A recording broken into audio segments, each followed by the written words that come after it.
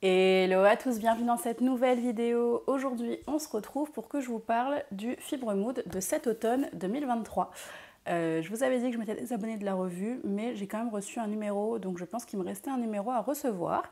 Donc voilà, écoutez, je vous ai fait un petit sondage sur Instagram pour savoir si vous aviez envie que je vous fasse une revue ou pas. Et vous avez voté en grande majorité oui, donc je m'exécute. J'étais assez surprise de le recevoir parce que je pensais vraiment que mon abonnement était terminé.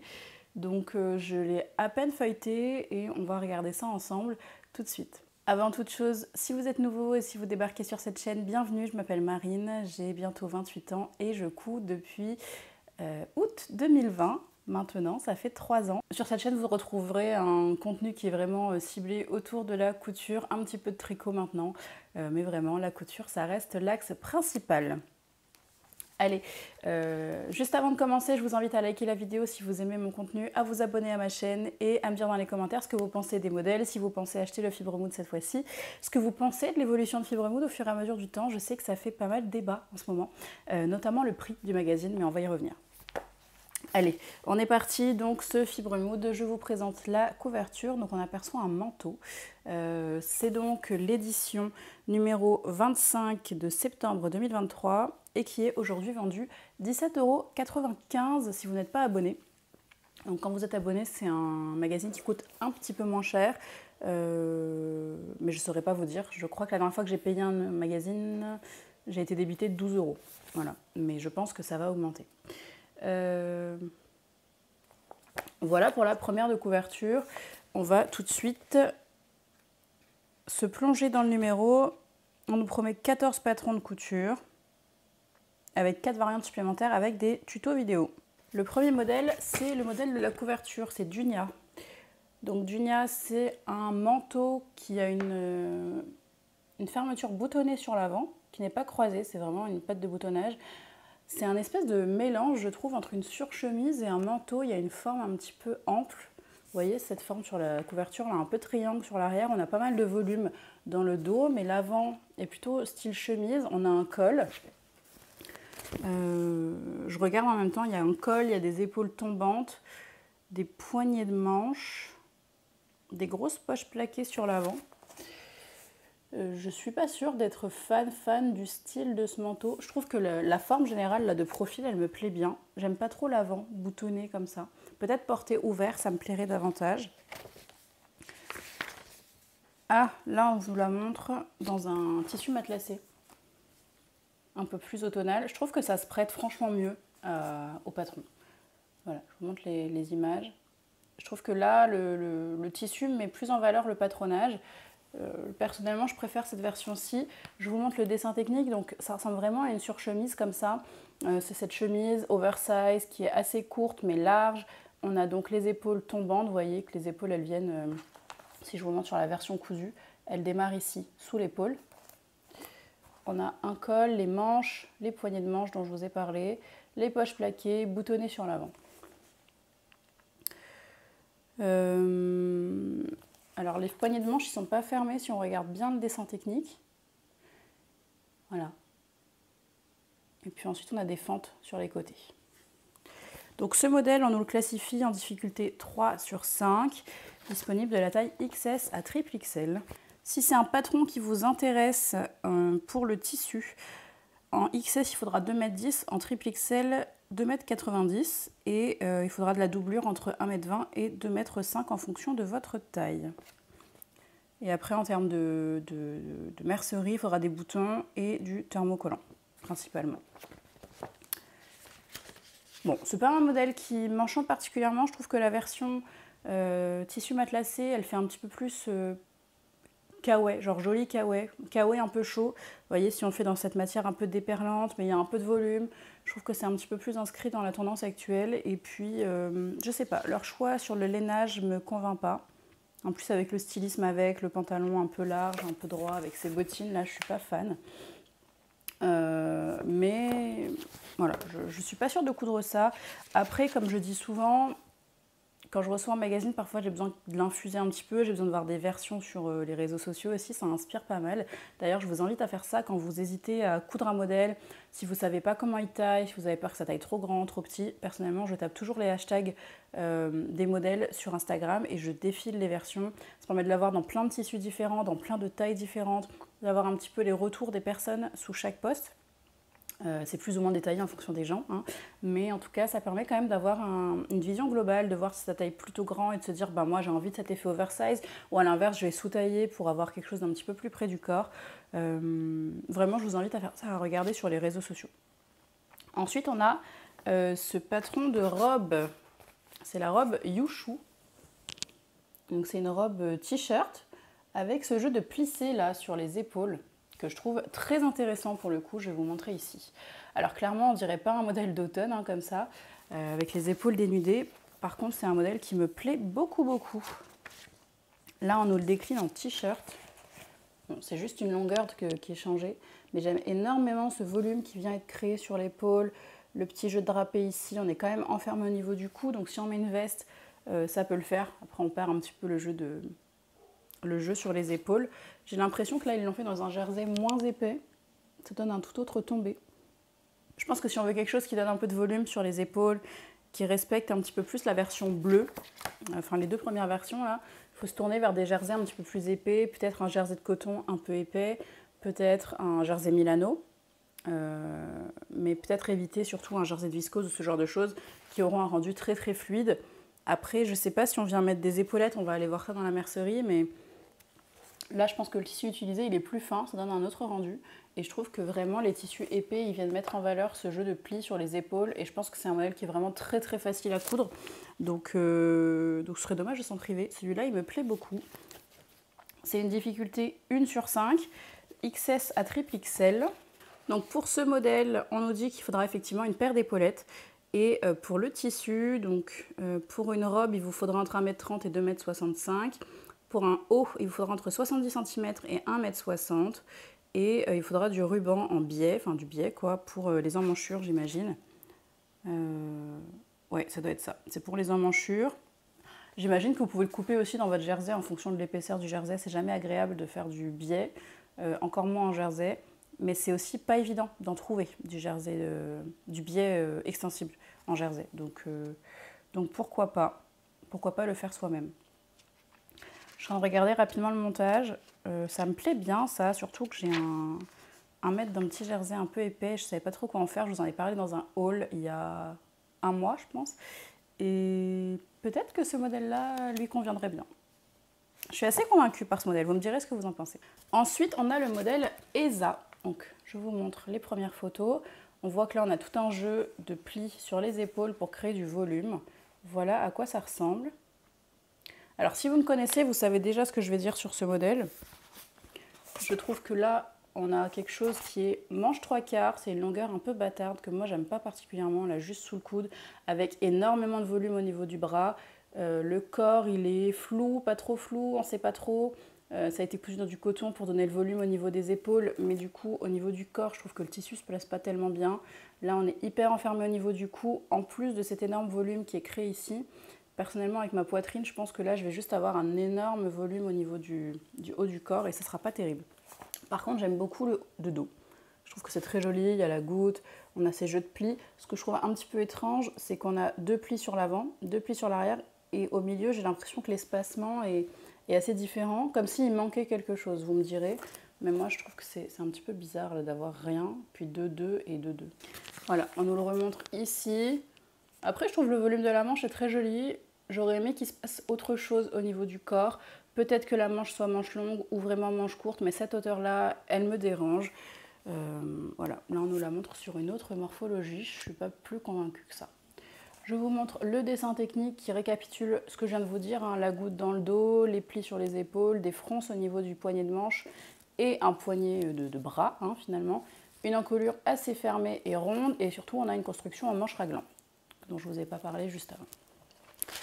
La finition de l'encolure a l'air d'être faite au biais, pareil pour la goutte. C'est un patron qui va du XS au triple XL et qui est difficulté 2/5. Pour la taille XS, il faudra 1,65 m, pour la triple XL, 2,80 m. Donc en effet, ils vous font couper une bande dans le biais pour créer le biais vous-même dans votre tissu. Et puis, il vous faudra aussi un petit cordon élastique pour le bouton en haut de la goutte. On enchaîne sur un modèle qui est assez original, je trouve. C'est Zaya. Donc voilà Zaya, première photo un peu lointaine. J'aime bien la dégaine générale qui se dégage en fait de cette image. J'aime bien l'idée qui est un peu combinaison, mais c'est une robe en fait, hein, c'est une robe combinaison. On est dans un mélange de combi, de veste en jean, de vêtements de travail, mais en rose comme ça, complètement décalé. Je trouve ça assez intéressant. Ah, c'est sympa ça. On nous la propose en bleu pour le coup, mais en velours côtelé. Et je trouve que c'est plutôt chouette. J'aime bien la coupe générale. Je vais vous montrer de face. Hop. J'aime beaucoup parce que le vêtement est assez fité. Je vais vous montrer le dessin technique. Et c'est vraiment un dessin technique. Si on prend que le haut, ça fait vraiment veste en jean, je trouve. Peut-être qu'il y a des gens qui vont la hacker et au lieu d'en faire une robe, ils en feront une veste. Mais vous voyez, hop, on retrouve vraiment tout ce jeu de découpe avec les petites poches poitrine, le jeu de découpe de la veste en jean, le col, les bras qui ont l'air d'être coupés en deux parties. Tout est surpiqué de partout. Le dos, pareil, il est construit avec beaucoup de pièces. Je trouve que pour une fois, on a un modèle qui est vraiment construit en plein de pièces, qui vient un petit peu plus s'ajuster sur le corps. On n'est pas sur une coupe hyper près du corps non plus, mais tout ce jeu de découpe, il vient vraiment, je trouve, ajuster le vêtement. On perd un peu ce côté tout le temps ample et oversize de Fibremood et je trouve que c'est un modèle qui fait plaisir à voir en fait. Je ne sais pas si je vais le coudre, mais en tout cas ça me fait plaisir de voir un modèle comme ça, qui est plus travaillé, qui présente plus de pièces, un peu plus de difficultés aussi. Et vraiment un look assez assumé, moi j'aime bien. Donc c'est un patron qui va du 32 au 60 et qui est difficulté 3 sur 5, donc c'est pas non plus le truc trop difficile. Sur les photos, là on voit qu'il est manches 3/4, mais les manches sont vachement retroussées. Et sur la version rose, par contre, on voit que les manches vont jusqu'au poignet. Donc je pense que c'est une vraie manche longue pour le coup. Hop, voilà. Je pense que c'est un vrai manche longue et j'aime bien. J'aime vraiment bien et je serais même curieuse de voir s'il y a des gens qui vont en faire une veste en jean parce que je trouve que ça peut être une super base. J'aime beaucoup ce patron. Je ne sais pas si je me vois porter ça. Bien qu'il y ait un côté un peu sport, je ne sais pas si on peut dire chic, mais un peu sport mais habillé. J'aime vraiment bien l'esprit, je pense que c'est quelque chose qui colle à mon style. Je sais juste pas si je porterai ça. Je vais attendre de voir des versions, mais je la trouve super intéressante. Pour ce qui est du métrage, pour un 32, il faudra 2,25 m, pour un 60, 3,15 m. Il faut de l'élastique. Ah oui, c'est l'élastique pour la taille, j'imagine, pour la ceinture. Et un zip non divisible, puisqu'en effet, je ne sais pas si vous avez vu sur le dessin technique, mais hop, le devant, là, on est boutonné jusqu'à ce qu'on arrive à la jupe. Et là, il y a un zip au niveau de la jupe. Donc il y a un petit peu de travail quand même sur ce patron-là. Vous avez 27 pièces, c'est pas rien. Hein, si je vous montre tous les dessins des pièces, c'est beaucoup de pièces, mais finalement j'aime bien ça. Est-ce que je resterai sur une difficulté de 3 sur 5? Je sais pas, parce que je trouve qu'il y a quand même beaucoup de pièces. Déjà ça représente une difficulté en soi de réussir à toutes les visualiser. Enfin, c'est pas un projet... Je pense que c'est pas compliqué à coudre, par contre ça va prendre du temps. Il y a toutes les coutures qui sont surpiquées partout, etc. J'aurais peut-être mis un niveau de difficulté un petit peu supérieur, peut-être un 4 sur 5 quand même. Allez, j'enchaîne sur le prochain modèle qui est Naïma. Donc c'est ce pantalon rose. Hop. La photo est assez claire, hein, c'est pas le rendu de l'image, c'est vraiment que la photo est un peu surexposée. Là, on le voit un peu. Et là, on nous le propose dans deux autres tissus. Donc celui-ci et comme ceci. Alors personnellement, ce modèle-là, il me déçoit un peu. Pas que je trouve le pantalon moche, simplement, je trouve qu'on a déjà eu ce style-là chez Fibremood très récemment. J'ai plus le nom du patron en tête, mais on a déjà eu un pantalon qui avait quelques pinces en haut, qui est un peu large sur le bas. Personnellement, j'aurais aimé que le pantalon soit un peu plus fité sur la jambe. J'imagine que ça peut se retravailler. Mais comme on a déjà eu ce style un peu boxy là, sur les hanches et sur le bas, j'aurais aimé un pantalon un petit peu plus fité, histoire d'avoir un complément en fait à ce qu'on a déjà eu et pas une espèce de redite, bien que le pantalon soit un peu différent. D'ailleurs, Je pense que je préfère cette version-là au patron qui nous avait montré dans les éditions précédentes. Mais vous voyez là sur le côté, je trouve que ça ne met pas vraiment en valeur. On voit pas la fesse. C'est vraiment large sur la jambe. Je trouve que ça dessine vraiment pas la jambe. Et donc dans ce stylisme-là, avec un gros pull plus ça, je trouve qu'on ne met pas vraiment en valeur la silhouette. Ici, elle est un peu plus mise en valeur parce qu'on est venu ceinturer avec une ceinture qui est complètement contrastante. Et puis le pull qui est rentré dans le pantalon. Je trouve ça un peu plus intéressant. Perso, sur un pantalon comme ça, j'irais mettre une petite paire de talons, je pense, pour redonner un petit peu plus de galbe justement à la silhouette qui est un peu effacée par le volume de ce pantalon. Je vous montre le dessin technique. Donc on voit qu'il y a 2 plis sur l'avant, que l'arrière est ceinturé, oui, mais surtout élastiqué partiellement dans le dos. Je pense que ça va rendre le pantalon assez confortable. Et pour l'autre coup, on a quand même un zip sur l'avant. On a des poches italiennes. Et puis voilà, hein, grosso modo, avec une forme assez boxy. On le voit bien sur le dessin technique. Ce patron-là, il se décline du 32 au 60, difficulté 3 sur 5. Au niveau du métrage, il vous faudra entre 1,65 m et 2,40 m de tissu en fonction de votre taille. Il vous faudra aussi un zip non divisible, donc pour une fermeture éclair, hein, entre 12 et 15 cm en fonction de votre taille toujours, et puis de l'élastique pour la ceinture dans le dos. On enchaîne avec Ulima. Alors, voici la photo. Donc, je pense que là, on parle du top.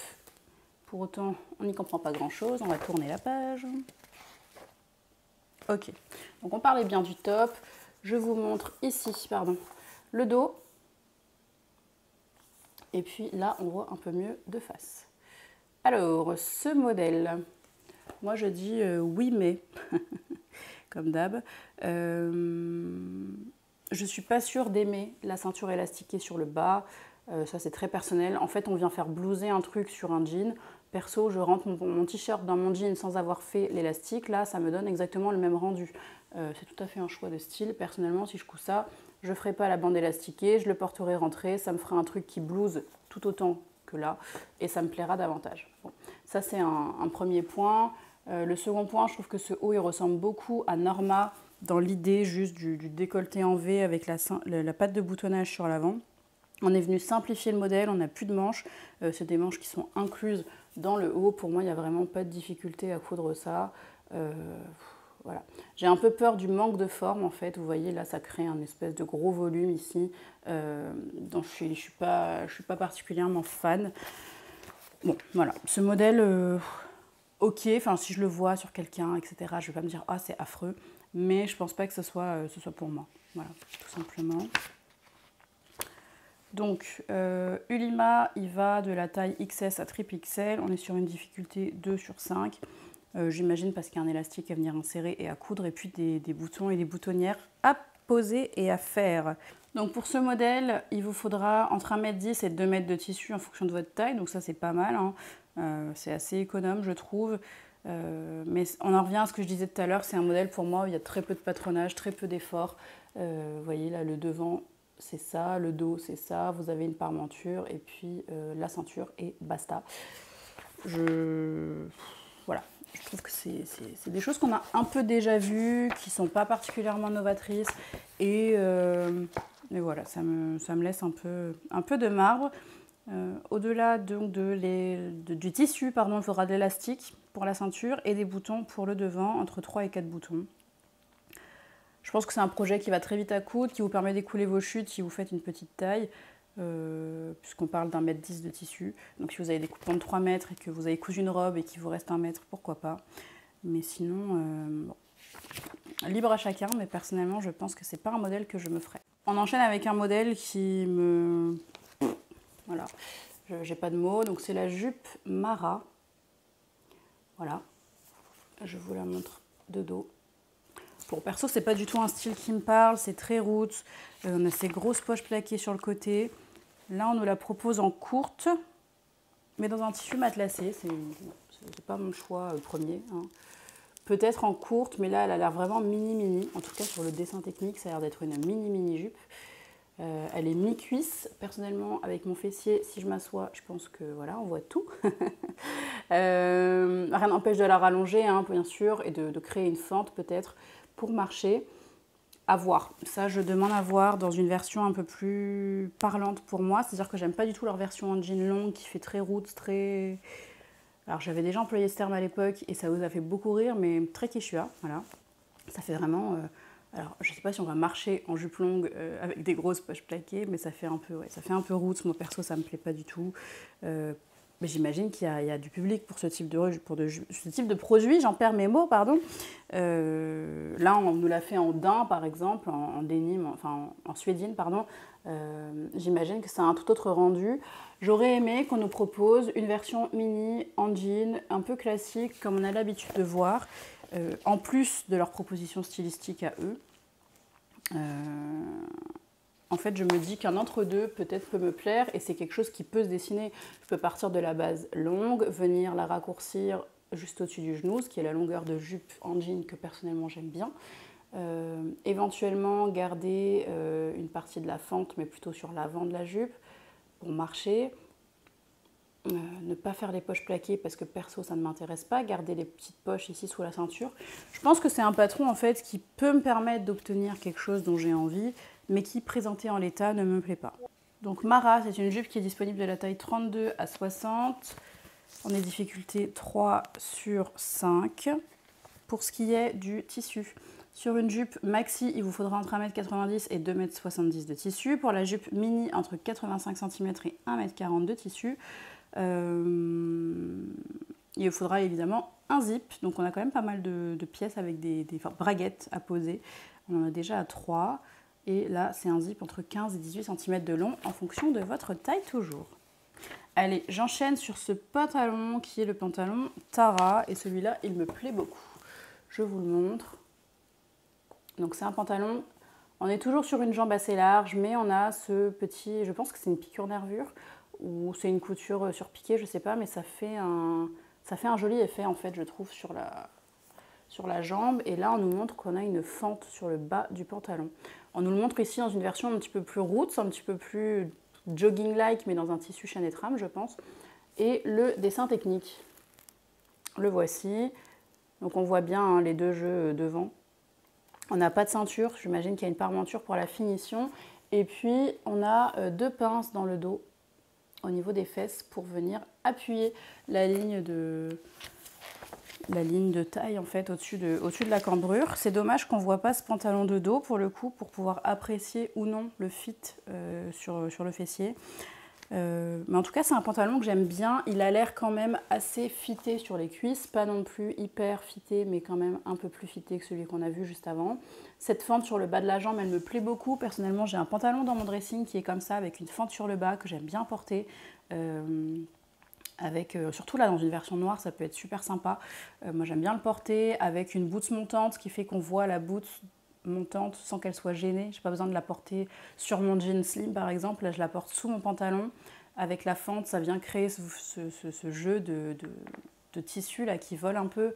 Pourquoi pas porter une paire de chaussettes un peu sympa, moi j'ai des petites chaussettes noires en dentelle que j'aime bien mettre avec des bottes montantes et je trouve que ça crée un tout petit détail du look qu'on aperçoit quand on marche et qui est assez délicat. Personnellement c'est quelque chose que j'aime bien.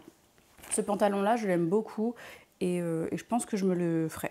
On nous le décrit comme une difficulté 3 sur 5, vous voyez, par rapport à la jupe, enfin la robe jupe, vous savez, celle qui a le type veste en jean. Je trouve que cette veste, enfin, ce patron-là présente plus de difficultés que ce pantalon. Je pense qu'il y a un zip invisible à poser sur le côté. On va aller vérifier ça. Et puis il y a la fente à faire, mais sinon, je n'y vois pas de difficulté outre mesure. Donc pour le matériel, il vous faudra effectivement un zip invisible de 22 cm. Il vous faudra du thermocollant. Et puis pour le tissu, entre 2 m et 2,70 m en fonction de votre taille. Puisqu'en effet, hein, la jambe, elle prend quand même pas mal de volume. Et en plus, vous avez la partie fente. Donc ce qui est intéressant, c'est que là, on vous le montre avec des pièces qui ne sont pas coupées au milieu devant et on vous montre que c'est optionnel. Pardon, on ne voit pas très bien. Hop. que c'est optionnel. Vous pouvez venir créer, hop, les découpes comme ils vous ont montré. Moi perso, c'est ce qui m'a séduite hein, sur ce modèle, c'est vraiment ce jeu de découpe sur l'avant. Donc je pense que si je le fais, je le ferai comme ça. On enchaîne sur le modèle qui sera l'objet du Sous Hollande qui aura lieu le 11 septembre avec un pull. Bon, je vais vous montrer puis on en parle. Donc le voici, le pull. Donc je ne sais pas si vous voyez bien, là on a un jeu de deux ficelles, enfin de 2 fils qu'on peut venir tirer pour plus ou moins remonter le haut. Sinon le reste est assez boxy, c'est un col qui est montant. On n'a pas trop de forme dans le dos, on est quand même très oversize. En fait, je ne sais pas trop quoi en penser de ce pull et vous me direz ce que vous en pensez. Hein, parce que... Il s'appelle Soraya, pardon, je ne vous ai pas dit. Donc vous voyez, on a le col montant. Il a l'air assez crop top quand même sur le dessin technique. Les manches longues, mais amples. Et puis cette option pour venir remonter le top là sur le côté. Je sais pas. Moi, il y a quelque chose qui me gêne un peu dans l'esthétique globale. J'arrive pas à dire si c'est parce que c'est trop oversize. Si c'est ce jeu de lacets sur l'avant que je trouve intéressant stylistiquement, mais je sais pas si je le mettrais. Et puis là, vous voyez, quand je la vois de dos, il n'y a aucune forme dans le dos. Perso, ça me gêne un peu. Sur un tissu aussi fluide que le leur, en tout cas. En plus, on n'a pas trop d'autres photos, donc ça va être compliqué de se faire une idée plus précise. On nous dit qu'il y a une version hackée à aller regarder sur un tutoriel vidéo. Mais c'est bien dommage parce qu'on ne nous le présente pas, donc je ne sais pas si on nous parle d'une robe, si on nous parle, je ne sais pas, d'autres choses. Bien qu'on ne nous montre pas le hack dans le magazine parce que ça leur prendrait trop de pages, qu'on nous montre au moins le modèle hacké, quoi. Bon, toujours est-il, il va du 32 au 60, difficulté 1 sur 5. Pour le tissu de la taille XS, il faut 1,70 m et pour la taille triple XL, il va falloir 2,45 m. Je vais y arriver. J'étais un peu perturbée parce qu'il nous annonce des tailles en chiffres, 32 à 60, mais ensuite on nous annonce des tailles quand on va dans la partie illustration technique, etc.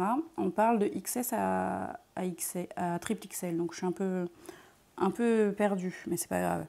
Sinon, il n'y a pas besoin de matériel particulier, hein, donc je pense que c'est un patron qui est assez vite cousu. Le plus long, ça va être de faire vos bandes là en jersey pour pouvoir les glisser ensuite dans le top à l'avant. J'enchaîne avec ce modèle que j'aime beaucoup, bizarrement. Enfin, bizarrement, non, mais je le trouve sympa. Je vous montre, c'est Lulu. Alors déjà, j'aime beaucoup leur choix de tissu, bien que je ne sois pas très Vichy en général. Là, j'aime beaucoup l'attitude globale qui se dégage, en fait. Et vous voyez, là, on nous le présente avec une mini-jupe qui vient du commerce, hein, j'imagine. Je vais lire ce qu'il y a écrit. Ouais, c'est ça, ça vient d'une... Si je comprends bien, ça vient du commerce. Or, vous voyez, ça ressemble quand même beaucoup à la jupe qu'on nous a présentée tout à l'heure. J'aurais aimé qu'on nous présente cette version-là d'une jupe cousue dans les modèles, dans le modèle en plus du magazine. Ça se prête particulièrement bien, je trouve. Hein. Bon, bref, c'est pas le sujet. Donc, revenons-en à Lulu. C'est un modèle de chemise, enfin un chemisier sans col, boutonné sur l'avant. On a ce jeu de manches volumineuse, mais ce que j'aime beaucoup, c'est que la manche, elle est montée sur l'épaule et elle a l'air d'être bien en place. Et ensuite, tranquillement, on vient créer un volume. On n'a pas trop de volume au niveau du haut. On vient vraiment créer un volume sur le bas de la manche. Et puis, on a ce gros poignet bouffant et resserré. Et ensuite, on a un poignet de manche boutonné. Et je trouve que ce dessin-là, enfin, cette esthétique globale, elle me plaît beaucoup. Je sais que ça va en refroidir beaucoup d'entre vous parce que vous n'aimez pas porter des manches aussi volumineuses sous vos manteaux. Et ça se comprend amplement. Mais perso, j'aime beaucoup ce modèle. Je trouve que pour l'automne, alors faut aimer, hein, mais pour l'automne, porter comme ça avec une veste sans manches, moi je pense à Irma de Fibremood que j'aime beaucoup et que j'ai envie de me coudre, mais dans un tissu qui n'existe plus de chez Pretty Mercerie. Donc j'attends de retomber sur quelque chose qui me plaise autant, c'est-à-dire c'était un velours grainé et matelassé. Je le trouvais très joli, pas le sujet, mais voilà. Et je pense que ça permet d'avoir s'il fait pas trop froid, ça permet de mettre en avant les manches, d'avoir un joli truc près du corps pour vous réchauffer et puis de porter ça en automne. Elle me plaît énormément cette blouse. J'aime beaucoup et vous voyez, je préfère largement pour le coup le rendu en coton avec ses grosses manches puisque là on nous le propose, je pense, dans une viscose et ça n'a pas du tout la même tête. D'ailleurs, je pense que sur ce mannequin-là, ils ont cousu une taille trop grande puisque les épaules sont tombantes et ça ne me plaît pas. Alors que sur la version en coton qu'on a vue juste avant, Les épaules étaient super bien placées et je trouvais ça vraiment très beau. Bon là, je vous montre, c'est en viscose ou dans un tissu plus fluide, je ne sais pas ce que c'est. C'est peut-être écrit. Non, on me dit juste que c'est un... Ah si, viscose polyester. Ok. Bon, toujours est-il que, voilà le dessin technique, on a donc ces grosses manches avec le poignet hyper resserré, j'aime beaucoup le décolleté ici, on ne vient pas nous enfermer, on a un petit pied de colle et puis la patte de boutonnage, moi j'aime beaucoup le rendu, effectivement ça peut ressembler un petit peu à Norma qu'on a déjà vu, qui a ce col en V avec la patte de boutonnage, mais les manches sont vraiment travaillées autrement, bien que Norma aussi ait des manches assez volumineuses. Là on a un jeu de fronce aussi au niveau du haut de la tête de manche justement. Bon, c'est un modèle qui me plaît quand même pas mal et plutôt sur un tissu qui se tiendrait, dans mon opinion perso. Par contre, si vous voulez quelque chose d'un peu plus portable, effectivement, le faire dans un tissu plus fluide, je pense que vous pourrez facilement le glisser dans des manteaux, celui-là, pour le coup. Disponible de la taille XS à XXL, difficulté 3/5. Au niveau du métrage, on nous dit qu'il va falloir 1,90 m en taille XS et 2,90 m en taille XXL. Il vous faudra aussi des boutons entre 11 et 12 en fonction de votre taille. Bon, la finition, c'est d'une parmenture, mais ça ne me choque pas hein, dans ce type de produit où en effet, on a besoin de venir créer la pâte de boutonnage. Et comme là, la pâte de boutonnage, elle est créée à part, en fait, donc on a une pâte de boutonnage qui est séparée et ensuite on a une parmenture qui vient fermer la pâte de boutonnage sur le dos et qui vient prendre une partie de l'encolure pour créer une parmenture sur l'avant. Et puis dans le dos, on a aussi une parmenture. On aurait pu faire une finition au biais, hein, doubler la pâte de boutonnage et faire une finition au biais sur le tour de l'encolure. C'est aussi une option possible, je pense. Voilà pour Lulu. On enchaîne.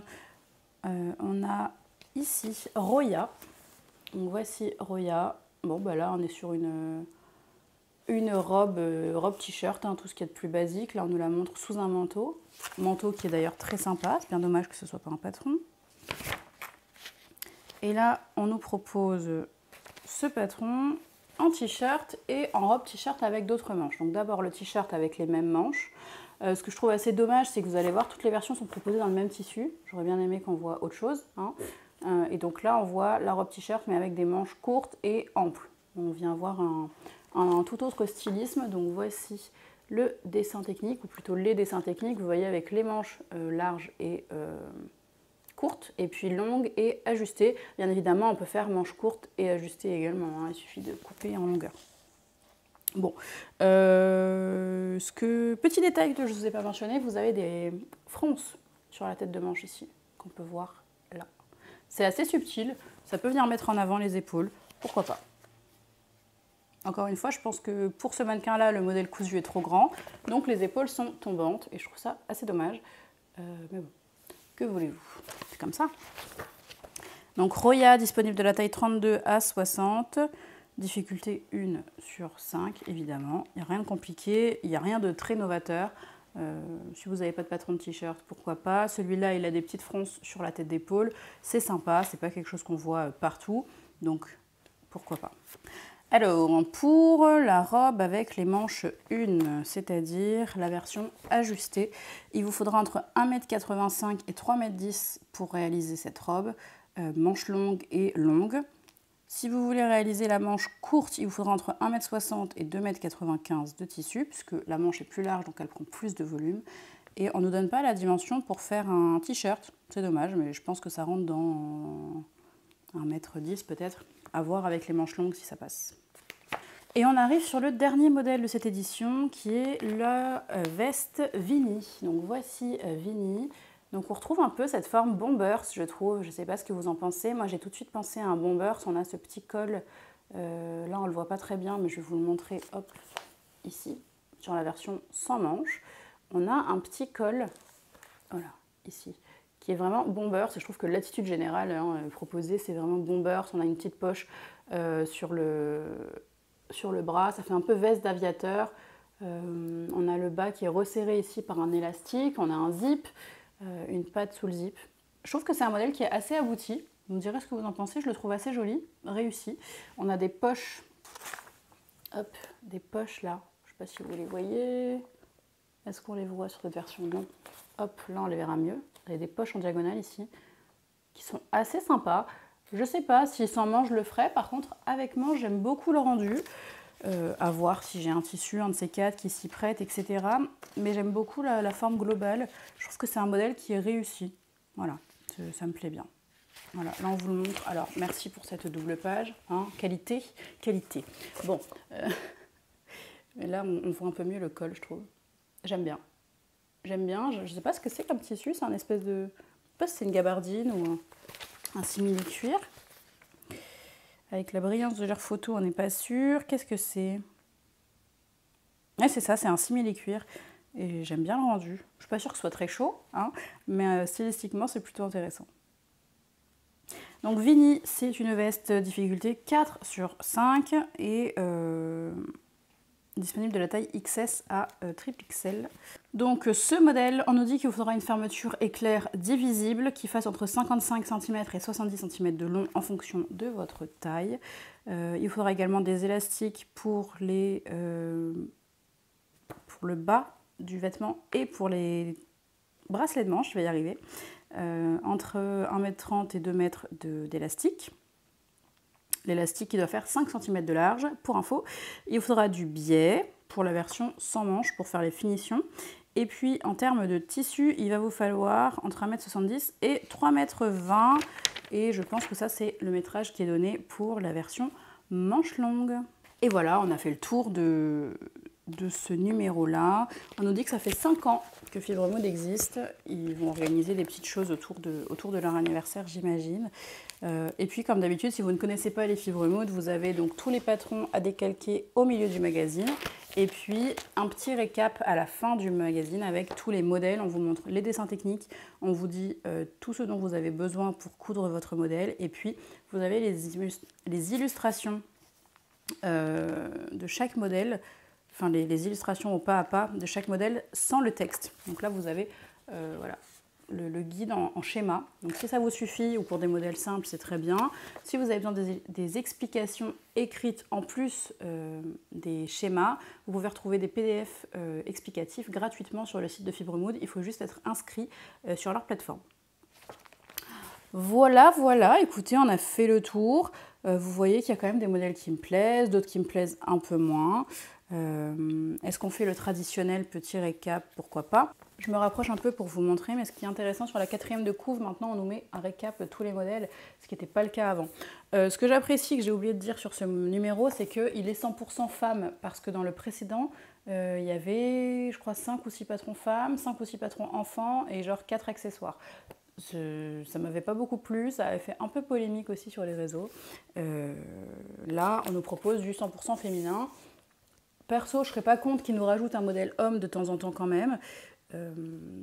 En général, quand ils font des modèles hommes, ils les mettent directement sur leur site et pas dans le magazine. Mais ça fait un moment, selon moi, qu'ils ne sont pas faits de modèle homme. Je trouve ça un peu dommage. Bon, voilà. Alors, revenons-en à nos modèles. Qu'est-ce qui m'a beaucoup plu dans ce numéro? Objectivement, il y a 1, 2, 3, 4. Dans l'immédiat, il y a 4 modèles que je me vois bien coudre. Il y a cette robe là que je trouve très très jolie, robe ou un t-shirt avec les épaulettes. J'aime beaucoup beaucoup le rendu. Il y a le pantalon noir avec la découpe sur le devant et la fente que j'ai trouvé très très sympa. Il y a également alors pas dans cette version, mais cette chemise là avec la version Vichy, vous savez, qui m'a beaucoup plu avec les manches ballon vraiment sur le bas. Et puis il y a cette robe. Je ne sais pas si je vais la coudre tout de suite, mais je la trouve très chouette, cette robe esprit veste en jean. Leur version en velours, elle m'a énormément plu. Donc ça, c'est pour vraiment les 4 modèles qui m'ont le plus convaincue dans cette édition. Ensuite, il y a des patrons que je trouve sympas, notamment le Bombers. Je vous ai dit que je ne sais pas si j'en ai l'usage, si c'est vraiment mon style, etc. Mais je le trouve assez réussi, je le trouve très joli. Il y a cette robe t-shirt, alors en robe, je ne me la ferai sûrement pas, mais en t-shirt, pourquoi pas. Si un jour j'ai envie d'un petit t-shirt avec des manches froncées sur la tête de manche, why not? C'est un bon basique, je trouve. Ça, c'est pour les deux modèles qui me plaisent plus ou moins bien, enfin assez bien quand même si je suis pas sûre de les coudre tout de suite. Et puis ensuite, il y a des modèles qui me laissent un petit peu plus froide, du style la veste de la couverture. Je suis pas fan du devant, c'est assez dommage, hein. J'aurais peut-être préféré une fermeture croisée, ça m'aurait peut-être plu davantage, bien que la version en tissu matelassé m'avait davantage convaincue, donc à voir. Ce modèle-là, j'aime pas la longueur de manche, donc il faudrait peut-être la retravailler si j'avais envie de le coudre. Et puis je suis pas fan du volume qui est créé là et d'être enfermé. D'ailleurs, j'en ai pas parlé, mais ce type de pli sur la tête de manche, on en a déjà eu sur la robe Wanda, qui est une de mes robes favorites. Je l'ai en 2 éditions et je la porte tout le temps l'été. Enfin, je les porte tout le temps l'été. Mais Wanda, elle a ce décolleté sur l'avant qui fait qu'on respire quand même dans ce type de manche hyper volumineuse. Bon, ensuite, ce modèle-là, bon, je le trouve très accessible aux débutants. Il n'est pas moche, mais je pense qu'aujourd'hui, j'aime les vêtements un petit peu plus structurés que ça. Le pantalon, je pense que si je me le couds, il faudrait que je le retravaille un petit peu, soit en longueur, en fait, je suis en train de me dire, soit c'est la longueur, je le trouve pas assez long, ce qui me fait penser à Brooklyn de Maison Fauve, puisqu'on a 2 jeux de plis sur l'avant et puis des pinces pour appuyer le dos. Maison Fauve a 2 pinces, je crois, par côté. Là, il n'y en a qu'une. Bon, peu importe. C'est pas le même modèle, mais ça ressemble un peu. On a une jambe large. On nous le présente d'ailleurs dans des tissus qui se tiennent un peu. Moi, j'aurais peut-être aimé qu'on nous présente ça dans un tissu un petit peu plus fluide, histoire de voir un peu le rendu. Il y a cette jupe que j'aime pas du tout. Peut-être dans une version entre deux dont je vous ai parlé, un petit peu retravaillée, en version au-dessus du genou, sans les poches plaquées sur les côtés, mais avec les poches italiennes. Et puis avec des poches peut-être sur les fesses, des poches plaquées de jean tout simplement. Hein. À voir. Peut-être à voir, mais il me semble qu'ils avaient déjà fait un modèle qui me convient un peu plus, en style jupe en jean. Donc voilà. Et puis il y a ce pull là, objet du Sue Hollande.